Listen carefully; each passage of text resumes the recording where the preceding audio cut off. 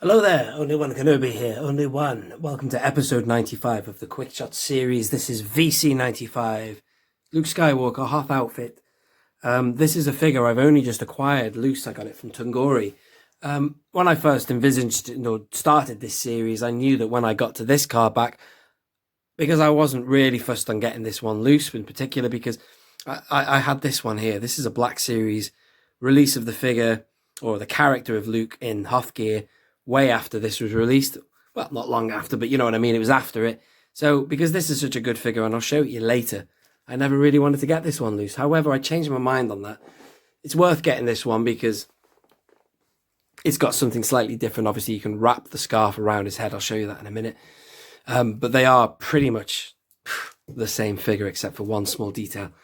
But anyway, I love the card back. This is another one of these ones in the vintage collection that pulls on my nostalgic heartstrings, because I had a Hoth Luke years ago. I remember losing it as well. I had this figure, well, the 80s one, and then I just remember it disappearing out of my life, and then I was pretending with I think I had the Hoth Rebel Soldier, pretending that was Luke Skywalker in Hoth gear. You know what I mean? We've all done that before. But here it is. So this is the figure in the bubble, and that's the key to the figure, really. The scarf, which I prefer dangling myself. Let me show you what I mean. I'll bring this figure in already. It started the discussion. Because of the 80s figure, it dangled to the side like that. I prefer my Hoth Luke figures to always have that, like that, have it hanging like that. Whereas this one, you don't get that. You either have that headpiece on, so he look, oh, he's turned his back to me. So he looks like that. Or, if it's not on, he's got no dangly bit. But, so yeah, anyway, I picked one up loose off Tungori. I thought, why not, complete the set. So I pretty much have a figure for every stage, for about 3 different dioramas of Luke I could do now. That includes the Black Series figure I showed you, and also this new release of a 5 POA version, which came with a Wampa creature. Let's move that out of the way there. I thought I'd bring that into the review as well. That doesn't have any goggles on that one.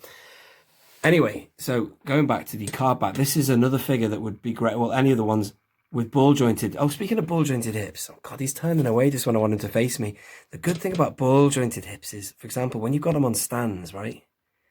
You can get them on both the pegs. If they don't have ball joints, it's harder to do that. You stretch and putting the hips under stress. But this is a great figure. Any figure in the vintage collection that does have ball jointed hips is, top marks. They should all be really done like that, but I think maybe they want to save money sometimes, or they're lazy, or they forget. I don't know what they do. But anyway, this is a good one because it has the full hit. Yeah, it's a great film, The Empire Strikes Back. And immediately the audience, oh, come on, I hate it when it does that. I hate it when it does that. Still haven't got it. Someone was telling me the other day to put your hand behind. I don't want to do that. I hate it when people do that. I've just done it.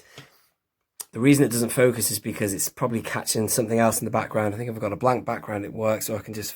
Anyway, whatever. You don't want to hear all the technical crap going on. What was I saying? Yeah, The Empire Strikes Back is a really good film. And his scenes are brilliant. You're instantly concerned for Luke's welfare at the very beginning of it, his well-being.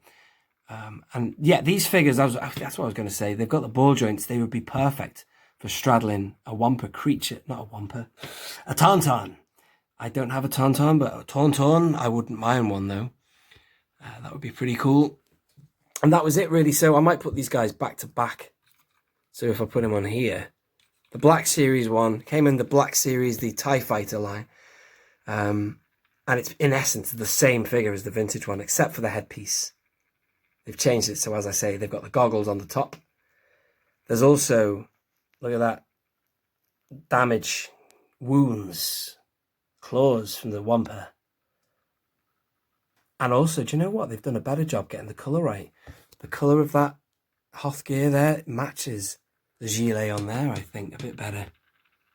The tone of the vintage one is more of a, lighter, kind of, not green, but not grey either. I don't know what it is. Beige, like a bit. Oh God, the focus again.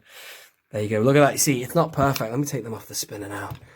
The thing about this mask though, he's completely covered. That when he's like walking through the snow and he's really up against the blizzard, That's what I wanted him to look like. That's why I got this figure. But again, the goggles don't perfectly, they're all in one piece. But you can still sort of see in there. Look at that. It's not quite right. They haven't got it to fit perfectly, but that doesn't matter. It still looks good from certain angles. Yeah, it's nice to have both variants. And again, the one, I mean, these are great because they're fully articulated, but this one isn't bad. The one from the the 5POA line, not bad as well. Also has wounds. You see that there? So anyway, looks good, like holding his lightsaber up to the Wampa or something. But anyway, these are the best. Fully articulated. You can't go wrong with that. Awesome. Thank you for tuning in again for this episode. And tune in again for another one. This has been Only One Kenobi.